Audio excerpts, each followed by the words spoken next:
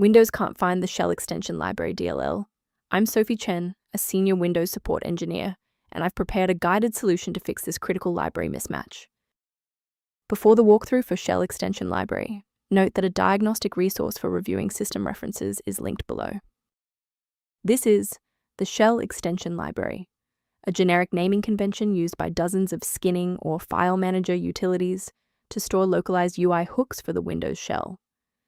Because it modifies File Explorer, it is a high-risk file for antivirus heuristics. If missing, the third-party UI modification, like custom icons, will fail to apply. With that context in mind, our first logical step is a clean reinstallation.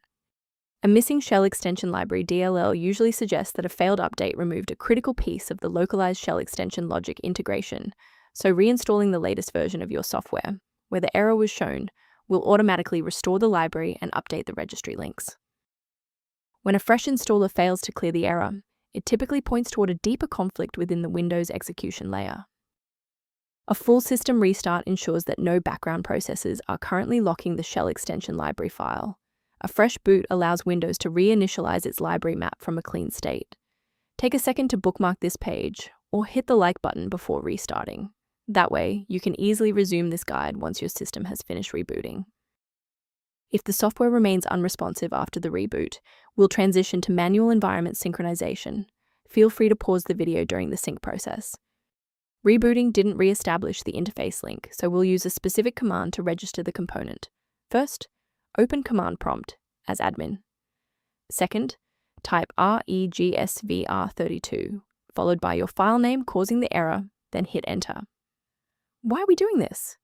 Well, these files rely on a specific pointer in the registry. If the system cannot locate that reference, the file will fail to load even if it is physically present on the drive. As we finalize the restoration, it's important to observe standard security protocols regarding system files.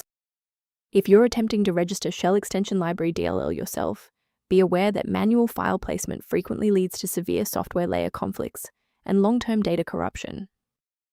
Rather than managing individual dependencies, a comprehensive diagnostic can help you maintain the entire software environment. The link below provides access to a professional maintenance resource for reviewing Shell Extension Library-related system data.